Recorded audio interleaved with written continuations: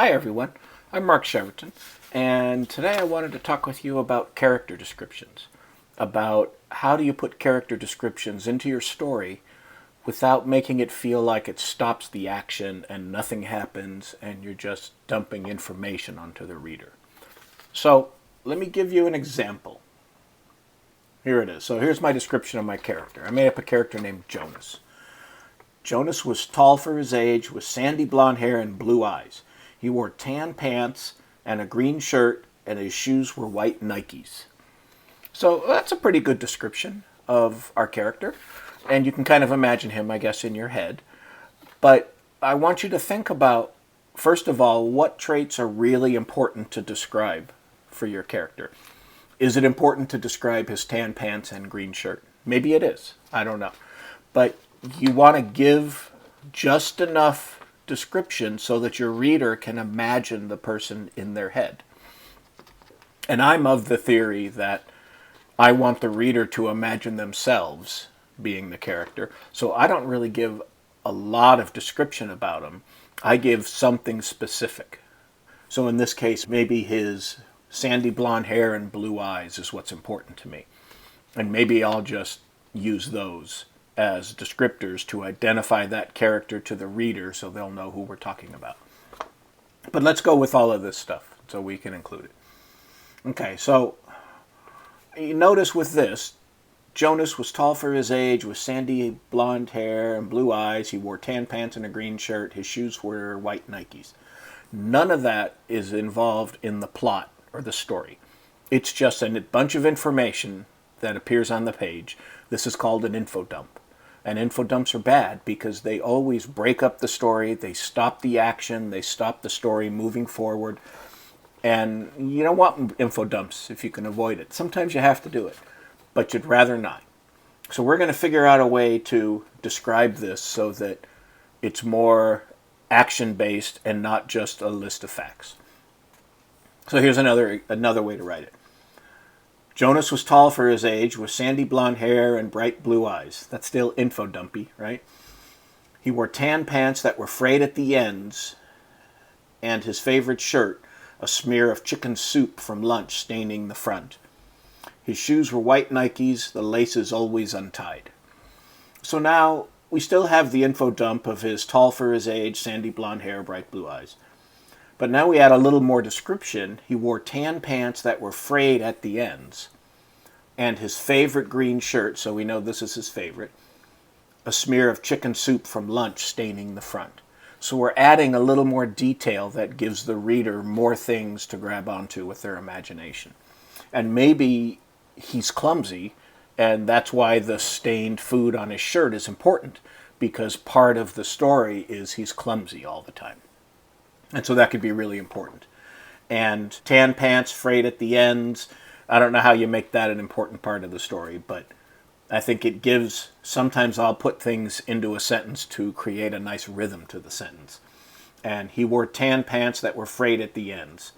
That has a nice rhythmical feel to that sentence. It doesn't seem really short and just jamming the information down the reader's throat really fast.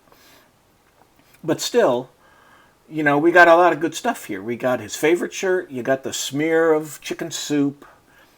He has white Nikes. His laces always untied. Maybe that's important because he never ties his shoes. And at some point in the story, maybe he's going to trip on his shoelaces and that's going to save his life. Or maybe he'll trip and fall down, and when he's on the ground, he'll see a secret trapdoor on the ground that he wouldn't have noticed if he hadn't tripped. So planting that line of the laces untied could be really important to the story later on.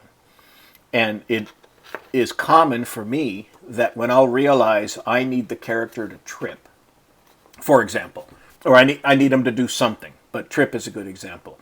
I'll go back to the beginning and plant that seed that there's something about him that I want to mention so that we can use it later on in the story.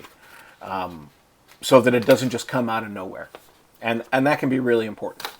So maybe laces always untied is a really significant piece of information. Depends on your story.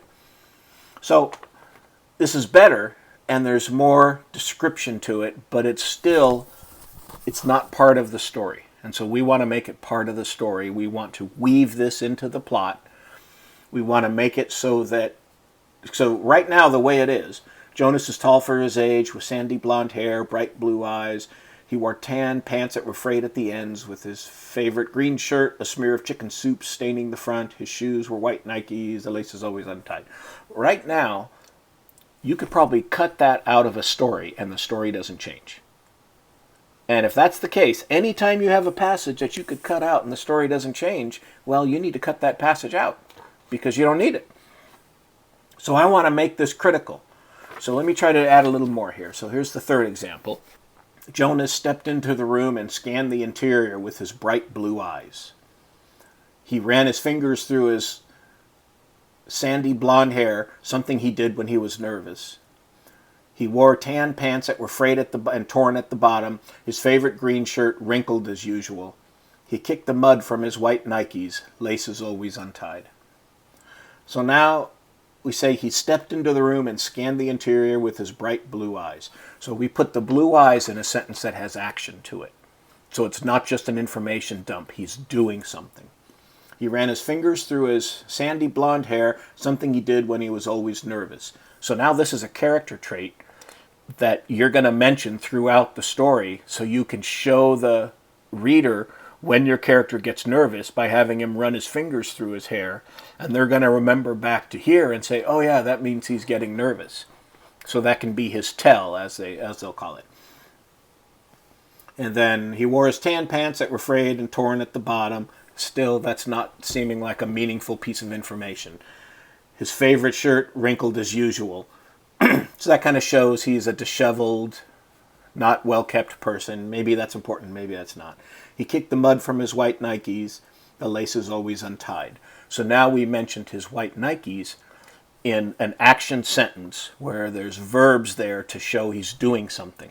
And that makes the mention of his white Nikes important or more useful, and the laces always untied are now part of an action sentence. And that's really, really important.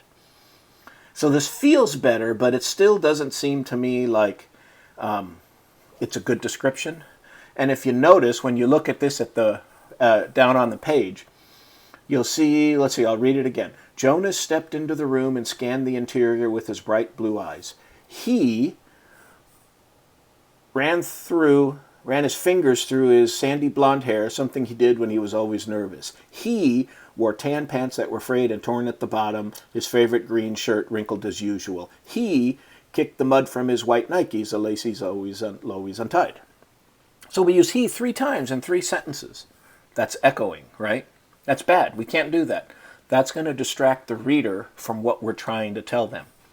So we need to be careful when we're doing descriptions. We're not using a he or a she, a pronoun, every time. So we want to be careful of that. So now I rewrote it a 4th time.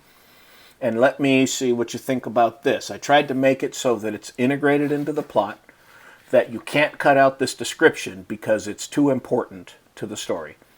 And you got to decide whether tan pants and green shirt are important or not. But here it is. Jonas stepped into the dark room, his blue eyes scanning the interior for hungry monsters. Sweat dripped from his sandy blonde hair, the moisture falling onto his face and trickling into his eyes. It stung. Running his fingers through his hair, a nervous habit, he moved further into the room. And then he froze. Someone was standing just at the edge of his vision. Did he see me? He thought. Turning his head just a little to get a better look, Jonas spotted somebody in tan pants and a wrinkled green shirt, some kind of stain down the front. He crouched, hoping to avoid being seen, but the person did the same. Strange. Standing, Jonas turned toward the figure and found himself standing in front of a mirror, looking at his own reflection, the chicken soup from lunch staining his favorite shirt. With a chuckle, he turned away from the mirror and headed for the staircase, his always untied laces on his white Nikes slapping the ground with each step. So what do you think of that? Let's see. He stepped into the dark room. His bright blue eyes scanned the interior for hungry monsters. So now we got action. We describe his bright blue eyes, but hungry monsters, we're adding tension. So that's important.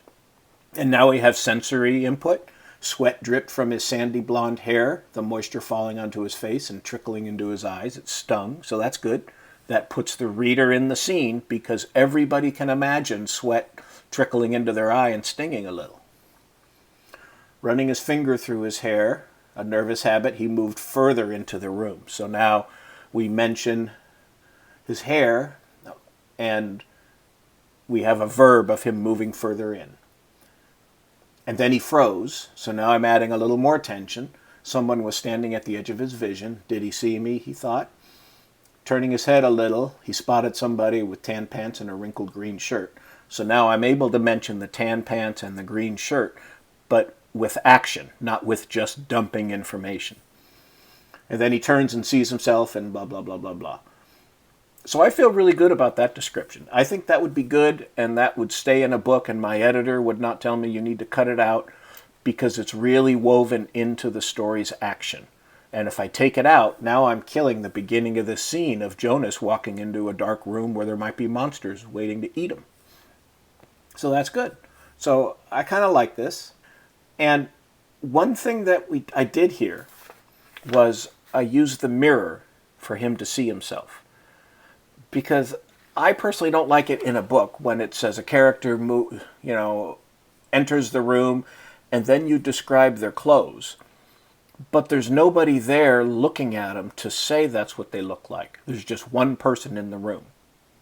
And I don't like that. I like there to be a reason why you're explaining what they look like. And so in my books, I will frequently have Game Night 999. In my first book, I remember he looks into a pool of water and he sees his reflection. And so he saw a sandy-haired boy with a square head staring back at him. So I could describe he has a square head. Otherwise, there's no reason why my character would describe himself if he's not looking at himself. So I like having some reason, a mirror, looking at a reflection, looking at the reflection in a window. Maybe it's two people and they're describing what they see. Something like that. I like there to be a reason for that description to be there. Otherwise, I try to avoid it.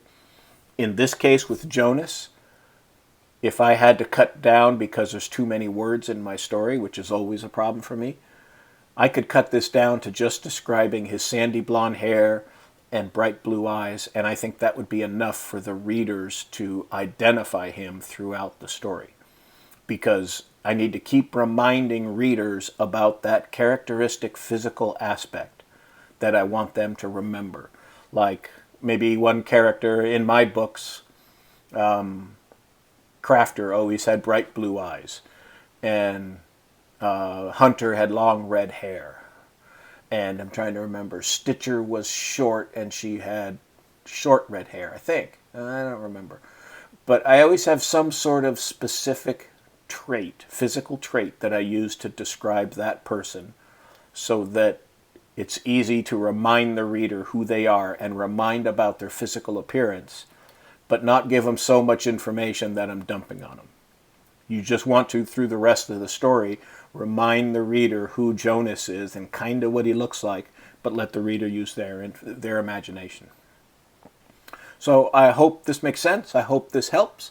And I look forward to see what you create. Bye.